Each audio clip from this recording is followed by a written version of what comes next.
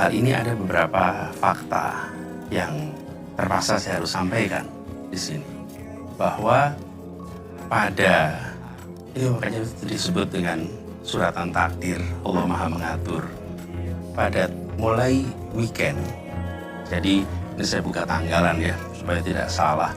Mulai 27, 28, 29, jadi Minggu, Senin, Selasa, itu percakapan intensif di tim 8. Dan pada tanggal 28 itu sudah ketemu situasi terjadi perbedaan pandangan yang tidak bisa dipertemukan. Apa perbedaan pandangannya? Saya mulai dari bulan Juni. Pada bulan Juni itu, saya sampaikan kepada Pak Surya Paloh, Nasdem, PKS maupun Demokrat, bahwa dari semua opsi wakil yang ada, yang tersedia sekarang adalah AHY. Saya sampaikan ke Pak Surya Paloh.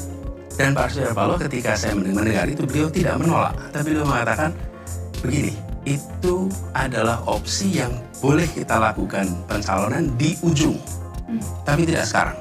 Oke.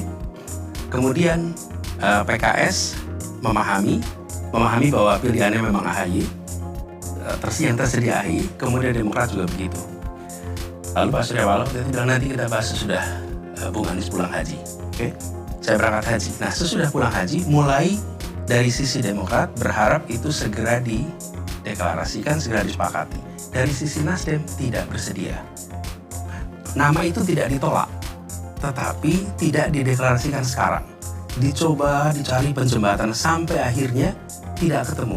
Dan puncaknya itu pada hari Selasa, malamnya Selasa ada pertemuan yang mereka tidak tahu terjadi perbedaan ini. Di situ, di tim 8, utusan Demokrat dan utusan PKB terjadi perbedaan pandangan yang sangat keras, bahkan sampai gebrak meja di situ.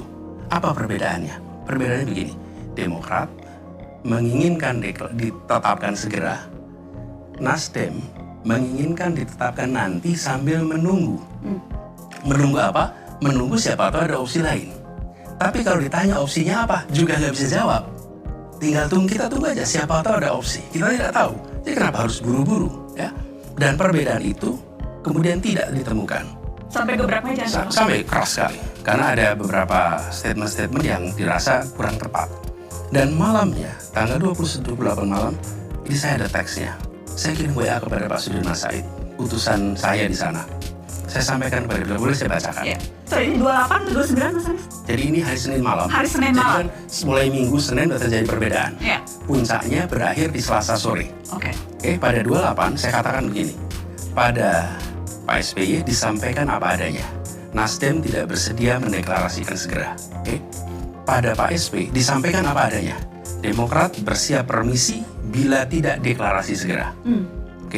Terus saya tulis, semoga Allah turunkan petunjuk kepada semua. Ini saya kirim Senin malam, tanggal 22. Senin malam jam 22.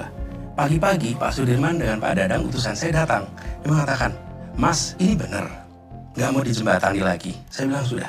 Ini kita sudah usahakan menjembatani, tidak ketemu. Sudah, sekarang kita serahkan pada Allah. Kita serahkan pada Allah, tawakal Allah. Dan mereka bilang, Mas, ini artinya Mas Anies nggak dapat kendaraan loh. Artinya ini Demokrat kalau disampaikan ini, berarti Demokrat potensinya akan keluar. Mau apa lagi? Ini kenyataan. Dan saya melihat bahwa jelas sikap Pak Surya Paloh tidak menolak AHY, tapi tidak mau sekarang. Sisi lain Demokrat menginginkan harus sekarang. Dan pada pertemuan hari Jumat malam dengan Pak SBY, beliau menyebut tanggal. Beliau meminta supaya sebelum tanggal 3 ada deklarasi. Selesai pertemuan dengan Pak SBY, saya bilang kepada semua, jangan pernah keluar kata tanggal 3 itu. Kenapa?